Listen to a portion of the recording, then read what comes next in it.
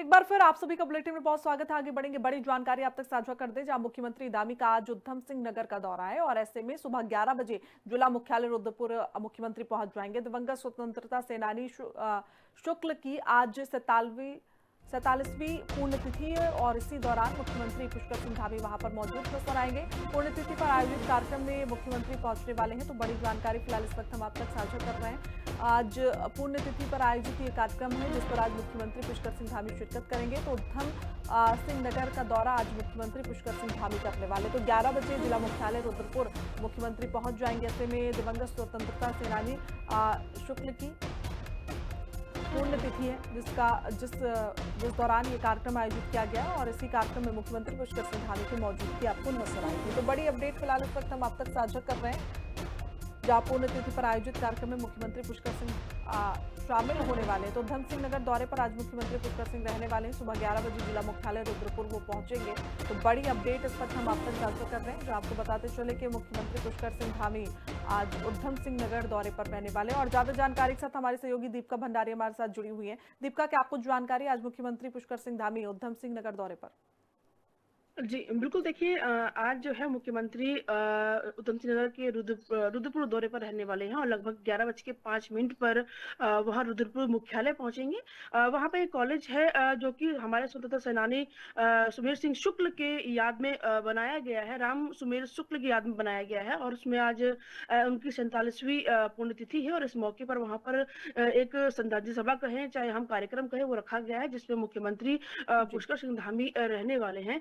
देखिए, लगातार मुख्यमंत्री जो है, मैं सभी जानते हैं कि कल नैनीताल दौरे पे थे और वहीं से वो खटीमा जो कि उनका गृह जनपद है, वहां वो उन्होंने कार्यक्रम में शिरकत की थी और आज वो वहीं रुके हैं। रात्रि विश्राम उन्होंने वहीं किया खटीमा में अपने गृह जनपद में और आज रुद्रपुर में जो है कार्यक्रम रहेगा, जिसकी तैयारियां जोरों शोरों से जो कार्यकर्ता है तमाम वहां के उन्होंने की है। और इसी के साथ अगर बात करें सुरक्षा व्यवस्था की, तो चप्पे चप्पे पर पुलिस तैनात रहेगी, क्योंकि देखिए लगातार जिस तरीके से हम देख रहे हैं कि प्रदेश भर में प्रदर्शन हो रहे हैं, ऐसे में कोई छोटी सी चूक ना हो सीएम बिल्कुल। की सुरक्षा में, तो रुद्रपुर पुलिस और उधम सिंह नगर पुलिस जो है वो मुस्तैद हो गई है। और इसके बाद जानकारी ये मिली है कि सीएम धामी जो है वो दिल्ली दौरे में रहने वाले हैं, यानी कि अपने जो रुद्रपुर के कार्यक्रम के बाद वहां पे एक छोटी सी मीटिंग भी उनकी होनी है कार्यकर्ताओं के साथ, क्योंकि देखिए तमाम जो कार्यकर्ता हैं वो तैयारी कर रहे हैं 2027 के चुनाव की, क्योंकि चुनाव अभी नजदीक है, ऐसे में कम ही समय बचा हुआ है। तो ऐसे में मुख्यमंत्री जो है अपने कार्यकर्ताओं के साथ, पदाधिकारियों के साथ मीटिंग भी ले रहे हैं। वहां पे एक मीटिंग भी होगी और उसके साथ जानकारी ये मिली है सूत्रों के हवाले से कि वो दिल्ली दौरे पर जाएंगे दोपहर बाद और कोई बड़ी जो सौगात है वो दिल्ली से भी लेके आ सकते हैं। और इसी के साथ जैसे कि आज रुद्रपुर और उधम सिंह नगर में कार्यक्रम है, तो जरूर मुख्यमंत्री, देखिए हमने देखा है जब भी जिस जिले में जाते हैं जहाँ कार्यक्रम होते हैं वहां की जनता को वो सौगात जरूर दे के आते हैं। तो ऐसे में जी, आज रुद्रपुर और उधम सिंह नगर की जनता को बिल्कुल। दीपिका, हम मुख्यमंत्री लगातार जो है। देख भी रहे हैं कि मुख्यमंत्री पुष्कर सिंह धामी दौरे पर हैं। कल ही की अगर हम बात कर ले तो नैनीताल, आज भी उधम सिंह नगर दौरे पर है और ऐसे में अभी आपने बताया कि सूत्रों के हवाले से खबर आ रही कि वो दिल्ली भी जाने वाले हैं। लेकिन अगर आज की हम बात करें उधम सिंह नगर की, तो कितना खास दौरा ये हम उधम सिंह नगर वासियों के लिए मान के चले? बिल्कुल, देखिए जैसे कि मैंने बताया कि जब भी मुख्यमंत्री जो है जिस जिले में जाएंगे, चाहे वो चंपावत जाए चाहे वो नैनीताल जाए, तो वहाँ की जनता को सौगात वो जरूर दे के आते हैं। जैसे कि हमने कल देखा कि नैनीताल वो दौरे पर वो थे और वहाँ वो उन्होंने करोड़ों की योजनाओं की सौगात जो है वो वहाँ की जनता को दी है। जो भी मांगे जनता की होती है उसको पूरी करके वो आते हैं। तो ऐसे में रुद्रपुर और आज उधम सिंह नगर की जनता के लिए, कार्यकर्ताओं के लिए आज का दिन खास रहने वाला है, क्योंकि सीएम धामी खाली हाथ नहीं लौटेंगे। ये पूरी उम्मीद है कि वो बड़ी सौगात जरूर उधम सिंह नगर को, रुद्रपुर को देख के आएंगे, चाहे हम रेलवे लाइन की बात करें चाहे हम किसानों की बात करें, क्योंकि देखिए उधम सिंह नगर में हरिद्वार के बाद सबसे ज्यादा जो किसान है वो रहते हैं और वहां पे चाहे हम गन्ने की बात करें या अन्य फसलों की बात करें वहां पे उगाई जाती है। तो कहीं ना कहीं किसानों को बड़ी सौगात जो है वो उधम सिंह नगर में आज मुख्यमंत्री दे सकते हैं। और मुझे लगता है कहीं ना कहीं किसान भी उम्मीद लगाए बैठे होंगे कि सीएम धामी कब उनके लिए बड़ी घोषणा करेंगे। इसी के साथ देखिए वहाँ तमाम जो लोग हैं जो ऐसी जगहों पर रहते हैं, अतिक्रमण जहां उन्होंने कर रखा है, उनको लेकर के भी सख्त निर्देश जो है मुख्यमंत्री आज दे सकते हैं और करोड़ों की योजनाओं और जो कि वहाँ के लोगों की समस्या है, हम्म। उसको लेकर सौगात जो है मुख्यमंत्री दे सकते हैं बिल्कुल आज। दीपका, तमाम जानकारी के साथ जुड़ने के लिए आपको बहुत बहुत शुक्रिया। तो चलिए आगे बढ़ते हैं, जहां हल्द्वानी में मुख्यमंत्री पुष्कर सिंह धामी का गौलापार हेलीपैड पर जोरदार स्वागत किया गया। इसके बाद वे सीआरपीएफ परिसर काठ गोदाम पहुंचे और पूर्व सैनिकों के सम्मेलन में शामिल हुए। इस मौके पर सैनिक कल्याण मंत्री गणेश जोशी भी वहां पर मौजूद थे। मुख्यमंत्री धामी ने कहा कि उत्तराखंड केवल देवभूमि नहीं बल्कि वीर भूमि भी है। यहाँ सैन्य धाम भी बनाया जा रहा है। उन्होंने देश के लिए जान देने वाले वीरों को नमन किया। हल्द्वानी के बनभूलपुरा क्षेत्र में रेलवे अतिक्रमण और डेमोग्राफिक बदलाव पर उन्होंने कहा कि फर्जी दस्तावेज बनाकर राज्य में बदलाव करने वालों की जांच की जा रही है और सभी के खिलाफ कार्रवाई होगी।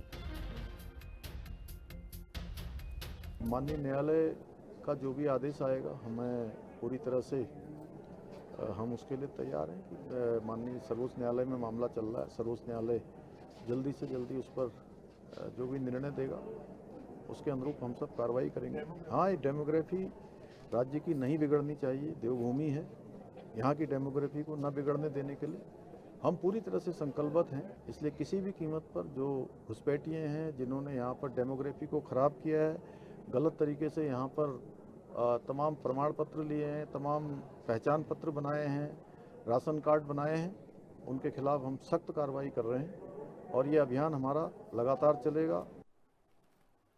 देहरादून में राजभवन के मुख्य द्वार पर लोक भवन नाम अंकित कर फिर से स्थापित किया गया है। राज्यपाल retired lieutenant general Gurmeet Singh की स्वीकृति से राजभवन को आधिकारिक रूप से नया नाम लोक भवन दिया गया। इस क्रम में राजभवन के मुख्य द्वार पर भी लोक भवन नाम अंकित कर फिर से स्थापित किया गया है। राज्यपाल ने कहा कि संविधान में लोक यानी जनता को सर्वोच्च स्थान दिया गया है। राज्यपाल ने उम्मीद जताई कि लोक भवन उत्तराखंड के नागरिकों के लिए संवेदनशीलता और जनसेवा का केंद्र बनेगा।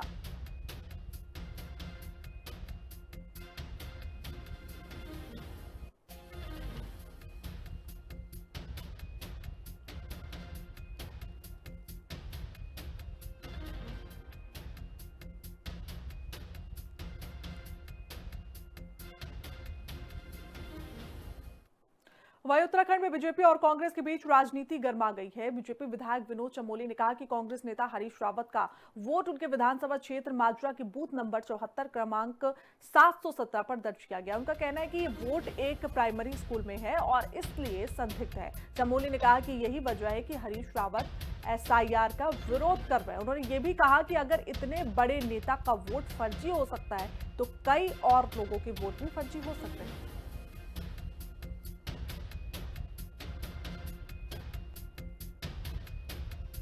जब मैंने वोटर लिस्ट खंगाली तो मुझे देखने में आया कि माननीय हरीश रावत जो हमारे पूर्व मुख्यमंत्री रहे हैं, पूर्व केंद्रीय मंत्री, कांग्रेस के सबसे कद्दावर नेता हैं, उनका वोट मेरे यहाँ माजरा में बूथ नंबर 74 पर बना हुआ है और 717 उनका क्रमांक संख्या है। अब समझ में आता है हरीश रावत जी एसआईआर का विरोध क्यों कर रहे हैं। उनको मालूम है जैसे एसआईआर लागू होगा सबसे पहले उनका नाम कटने वाला है। और ऐसे न जाने कितने, जब कांग्रेसी नेताओं के ये हाल हैं तो कितने ऐसे फर्जी वोट उन्होंने अपने नीचे कार्यकर्ताओं से बनवाए होंगे, इसका अनुमान आप लगा सकते हैं। और जब उनके वोट कटेंगे तो दर्द तो होगा, और वो दर्द पूरे देश में दिखाई पड़ रहा है। इसी के लिए कांग्रेस का अभियान चल रहा है। तो वहीं देहरादून के चक्राता में एक गर्भवती महिला के साथ बलात्कार का मामला सामने आया है। इससे 2 दिन पहले चमोली में एक शिक्षक को बच्चों के यौन शोषण के आरोप में गिरफ्तार किया गया था। इस मामले पर बीजेपी प्रवक्ता कुंवर जितेंद्र सिंह ने कहा कि अपराधी का कोई धर्म या समाज नहीं होता और दोषियों को सख्त सजा मिलनी चाहिए। इन अपराधों को क्षमा नहीं किया जाएगा।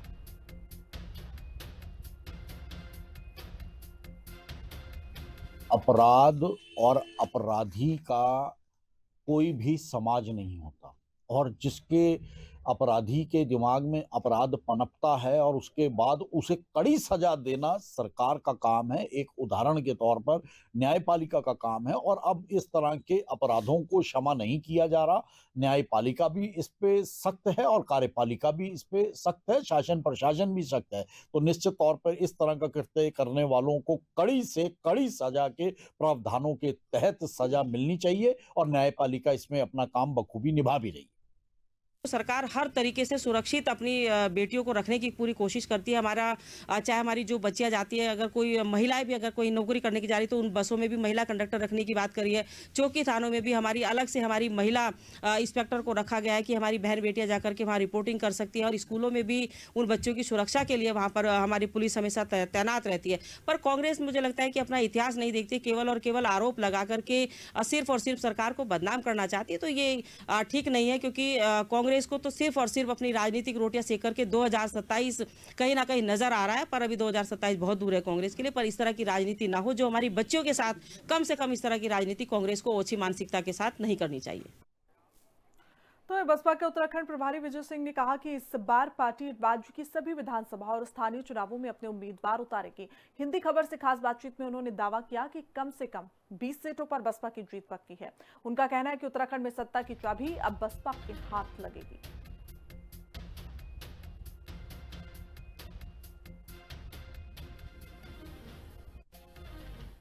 बसपा प्रदेश प्रभारी विजय सिंह जी हमारे साथ हैं, बात कर लेते हैं। 2027 आ गया, चुनाव की तैयारी में सब पार्टियां जुटी हुई हैं। बसपा ने किस तरह का रोड मैप जीत के लिए बना है और कई ऐसे मुद्दे हैं जो इस बार की विधानसभा में विधायक शहजाद द्वारा उठाए गए थे। प्रभारी जी, जिस तरह से उत्तराखंड में एक पहले विधायक हैं मोहम्मद शहजाद ने बसपा के, जिन्होंने ये मुद्दा उठाया कि मूल निवास को लेकर के भेदभाव यानी कि सौतेला व्यवहार किया जा रहा है हरिद्वार की जनता के साथ में, आप किस तरह देखते हैं? क्या आने वाले दिनों में यानी 2027 का चुनाव जो है हिसाब मिशन के रूप में देख रहे हैं, आपने तैयारी भी कर दी है, मुझे पता लगा कि आप जगह जगह जा करके रोड शो कर रहे हैं और अपने कार्यक्रम में जुट गए हैं, तो किस तरह का रोड मैप रहेगा? क्या इस मुद्दे को इस आने वाले चुनाव में उठाया जाएगा? इससे पहले कोई और तैयारी है? इस मुद्दे को हम लोग घर घर पहुंचा रहे हैं। जैसे यहाँ मीटिंग की है, उससे पहले एक जगह और मीटिंग करी है, 4-5 मीटिंग है। डेली हमारा काम है गांव-गांव जाकर के इस मुद्दे को घर घर पहुंचाना है और एक माहौल तैयार करना है। जो हमारे माननीय विधायक जी ने किया है, बहुत बढ़िया किया है और सभी जगह से समर्थन मिल रहा है, हर जाति से, हर बिरादरी से, हर धर्म से, सब लोगों से सहयोग मिल रहा है। यही हमारा मुद्दा रहेगा चुनाव में। इस बार पार्टी क्या स्थानीय लोगों को, जैसा कि ये भी कहा जाता है कि भाई उस क्षेत्र के कैंडिडेट को दूसरी जगह भेज दिया गया, क्या बसपा में इस तरह की कुछ चीज़ें भी चल रही हैं? आप भविष्य में इस तरह का भी कोई रोड मैप बना रहे होंगे? हम केवल स्थानीय लोगों को चुनाव लड़ाएंगे, अपने कार्यकर्ता को लड़ाएंगे, हमारे विधायक जी हैं आपको लड़ाएंगे और विधायक जी के लिए सब लोग बहुत अच्छा माहौल है, हर व्यक्ति इनको चाह रहा है। बहन जी भी आपको बिल्कुल मान के चलो, बिल्कुल सब सहमत हैं, आप ही चुनाव लड़ेंगे और मजबूती के साथ लड़ेंगे। और आगे आने वाले समय में आप मान के चलिए कम से कम हमारी 15-20 सीटें जरूर आएंगी। जिस हिसाब से हमारी प्लानिंग है, हम लोकल लोगों को लड़ाएंगे, बाहर के लोगों को नहीं लड़ाएंगे। यानी कि सत्ता की चाबी इस बार बसपा के हाथ में? बिल्कुल बिल्कुल बिल्कुल, मानते हैं हमारे बगैर सत्ता गवर्नमेंट किसी की नहीं बनेगी। चलिए, प्रदेश प्रभारी हैं, साफ तौर पर एक तरह से घोषणा कर रहे हैं कि जो पार्टी ने रोड मैप बनाया है 2027 के चुनाव में जाने के लिए, वो मजबूत है, बुनियादी है। आने वाले समय में पार्टी कितना प्रदर्शन करती है, कितना अच्छा प्रदर्शन करती है, ये देखने वाली बात है। जसप्रीत सिंह, हिंदी खबर अक्सर। तो वह पौड़ी में जिला स्तरीय समिति की बैठक हुई, जिसमें जिले के सरकारी स्कूलों की स्वच्छता और हरित वातावरण की जांच की गई है। बैठक में कुल 18 स्कूलों का मूल्यांकन किया गया, जिसमें से 8 स्कूलों को अगले चरण में स्वच्छ और हरित स्कूल के रूप में विकसित करने के लिए चुना जाएगा। सभी स्कूलों ने अपनी रिपोर्ट दी और समिति ने स्कूलों में साफ सफाई, शौचालय, साफ पानी, कचरा प्रबंधन और हरे भरे परिसर जैसी चीजों का निरीक्षण किया। समिति ने अपने निष्कर्ष जिला प्रशासन को सौंप दिए हैं।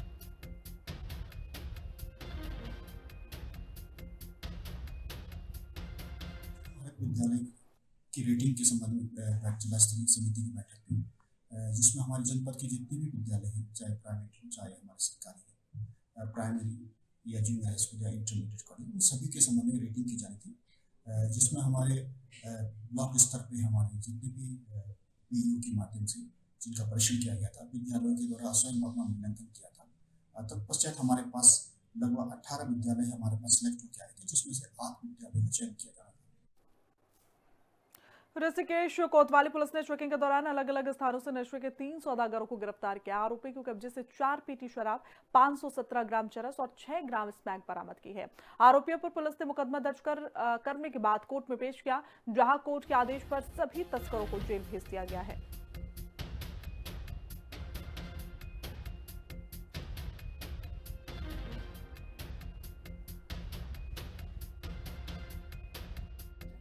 कोतवाली पुलिस को बड़ी सफलता हासिल हुई है, जिसमें कल 3 मेजर रिकवरीज हुई हैं, जिसमें से एक तो आपकी है अवैध शराब पकड़ी गई है शामपुर चौकी क्षेत्र से, जिसमें 4 पेटी आपकी देसी शराब की बरामद हुई है और इसमें एक व्यक्ति अभी गिरफ्तार हुआ है। इसमें एक हमारे को वाहन एक स्कूटर भी इसमें बरामद हुआ है। इसी क्रम में एक लगभग 6 ग्राम स्मैक भी पुराने रेलवे स्टेशन के पास से बरामद हुई है और इसमें एक व्यक्ति अरेस्ट हुआ है। क्रिमिनल हिस्ट्री की जांच इसमें की जा रही है और बाकी इन लोग कहाँ से लाते हैं, आगे का क्या इनका लिंकेजेस रहते हैं, उसके बारे में भी गहनता से इन्वेस्टिगेशन की जा रही है। संतानदायिनी माता अनसुईया का 2 दिवसीय मेला शुरू हो गया है। जिला पंचायत अध्यक्ष दौलत सिंह बिष्ट और विधायक लखपत बुटोला ने पूजा अर्चना कर मेले का उद्घाटन किया। दत्तात्रेय जयंती के अवसर पर भक्तजन और निसंतान दंपति माता अनसुईया के दरबार में अपनी मनोकामना पूरी करने पहुंचे। श्रद्धालुओं की सुरक्षा के लिए जिला प्रशासन ने पूरे रास्ते पर इंतजाम किए। माना जाता है कि माता अनसुईया के दर से कोई खाली हाथ नहीं लौटता। पौराणिक कथाओं के अनुसार माता अनसुईया ने अपने तप से त्रिदेव को शिशु रूप में बदल दिया है। बाद में उन्होंने त्रिदेवों को उनका रूप वापस दिया और इसी स्थान पर त्रिरूप दत्तात्रेय का जन्म हुआ।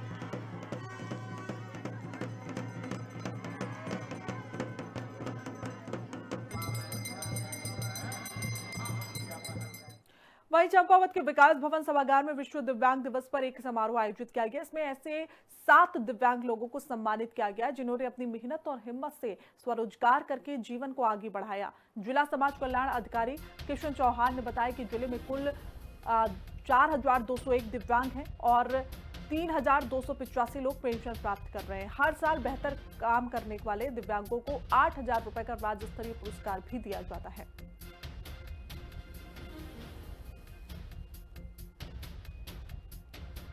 में हमने राज्य स्तर पर 7 लोगों का चयन हुआ, जिसमें से 2 लोगों को हल्द्वानी में आज माननीय मुख्यमंत्री द्वारा सम्मानित किया जाएगा और 5 जो हमारे दक्ष दिव्यांग हैं उनको हमने जनपद स्तर में ही पुरस्कृत किया है।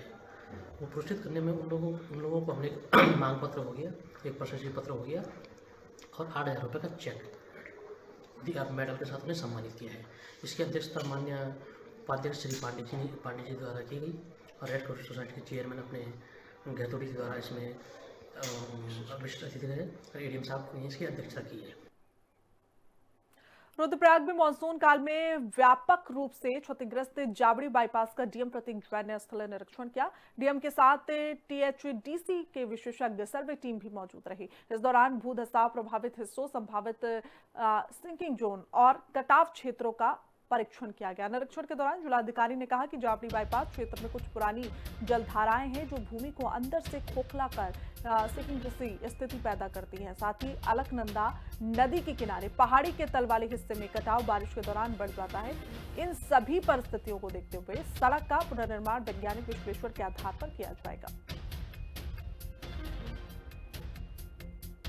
यहाँ पे आज निरीक्षण का यही था कि किस तरह से टीएचडीसी सर्वे कर रहा है, क्योंकि एक बार जब ये सर्वे रिपोर्ट तैयार हो जाएगी तो करीब अगले हफ्ते तक 10 से 15 दिसंबर तक हमारे को एक फाइनल डीपीआर टीएचडीसी बना के देगा और उसको एनएच भी असेस करके हमारे यहाँ के जो लोकल इंजीनियर्स हैं वो भी असेस करके फिर भारत सरकार इसका रिपेयर का जितना भी एस्टिमेट है उस पूरी डिटेल डीपीआर को भारत सरकार तक भेजेंगे और उसके बाद एनएचएआई द्वारा इस रिपेयर को सैंक्शन किया जाएगा। जैसे जैसे मई जून का टाइम आएगा और उस टाइम पे यात्रा का लोड भी बढ़ेगा, ट्रैफिक का लोड बढ़ेगा, तो हम इस रोड को किस तरह से उस टाइम पे यूज़ कर पाएंगे और किस तरह से टेम्पररी ट्रीटमेंट इस रोड का उस टाइम तक कर पाएंगे, ये हमारी प्राथमिकता रहेगी और उसी हिसाब से सारे इंजीनियर्स को ब्रीफ भी किया जाएगा।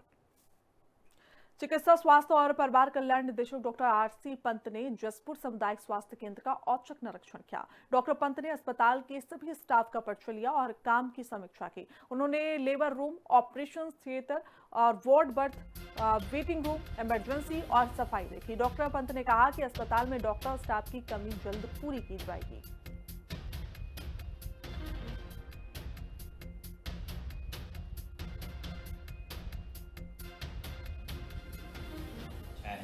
कई यहाँ पे हमारे गैप्स हैं जिसमें जैसे कुछ विशेषज्ञों की, चिकित्सकों की कमी या इत्यादि या पुराना बिल्डिंग प्रतीत हो रहा है। एक यहाँ बीपीएमयू बना हुआ है, वो काफ़ी ठीक स्थिति में है, ओटी बहुत अच्छी स्थिति में है। उसके अलावा स्टाफों से भी मैंने प्रतिक्रिया ली तो बहुत अच्छे उसमें है।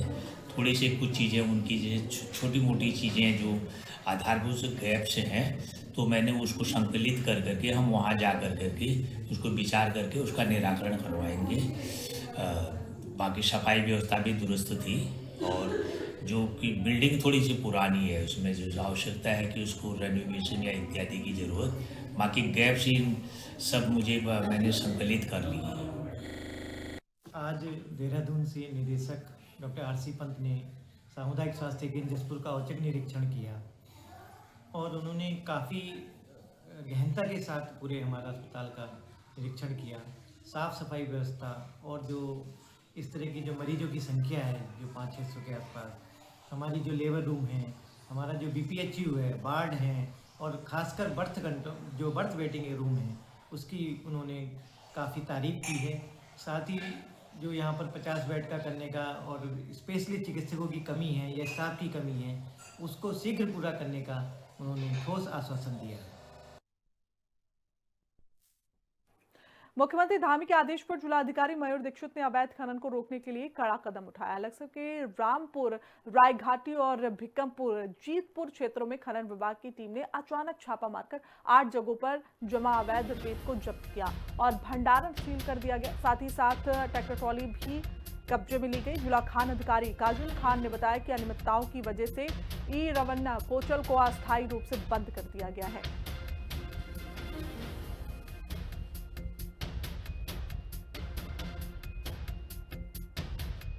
शिकायत प्राप्त होती है तो हम लगातार उस पर कार्रवाई कर रहे हैं, और इसमें माननीय मुख्यमंत्री जी के स्पष्ट निर्देश है कि अवैध खनन बिल्कुल भी बर्दाश्त नहीं किया जाएगा। इसी क्रम में कल हमको कुछ शिकायतें प्राप्त हुई थी लक्सर एरिया में अवैध खनन की, इसी क्रम में हमने टीम भेजी थी और वहाँ पर कुछ ट्रैक्टर ट्रॉली, 6 से 7 ट्रैक्टर ट्रॉलीज, कुछ अवैध भंडारण जो बनाए गए थे, और आज भी हमारी कार्रवाई जारी है। आज भी कुछ स्टोन क्रशर्स और कुछ जगह आज भी छापेमारी की जा रही है। सभी जगह जहाँ जहाँ पर भी अनियमितता पाई जाएगी वहाँ पर हम प्रॉपर लीगल मानक अनुसार जहाँ जहाँ भी अवैध खनन के या तो भंडारण या फिर कोई स्टोन क्रशर अवैध रूप से चलता हुआ है पाया जाएगा तो आगे भी कार्रवाई करते हैं। टिहरी उपजिलाधिकारी के नेतृत्व में कंडी सौर तहसील क्षेत्र में स्टोन क्रशरों पर छापेमारी की गई। छापेमारी के दौरान कई स्टोन क्रशरों पर संचालन संबंधित अनुमति और भंडारण से जुड़े अभिलेख प्रस्तुत नहीं किए गए। साथ ही कई अनियमितता देखने को मिली, जिस पर उपजिलाधिकारी ने संबंधित अभिलेख 4 दिसंबर तक उपलब्ध कराने के निर्देश जारी किए। साथ ही भंडारण नियमों और स्टोन क्रशर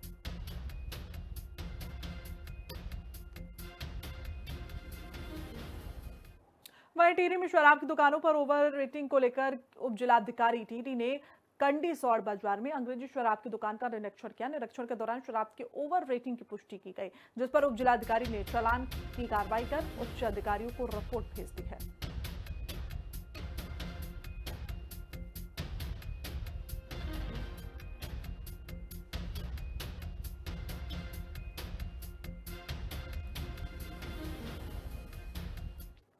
वहीं टिहरी डीएम नितिका खंडेवाल ने लखवाड़ बांध परियोजना से प्रभावित काश्तकारों के साथ बैठक की, जिसके बाद बांध प्रभावितों को अनुदान राशि प्रदान की गई है। जिलाधिकारी ने बताया कि पूर्व में अर्जित भूमि के एवज में कुड़ा गांव के 27 काश्तकारों को लगभग 8.5 करोड़ रुपए की धनराशि का भुगतान किया गया है।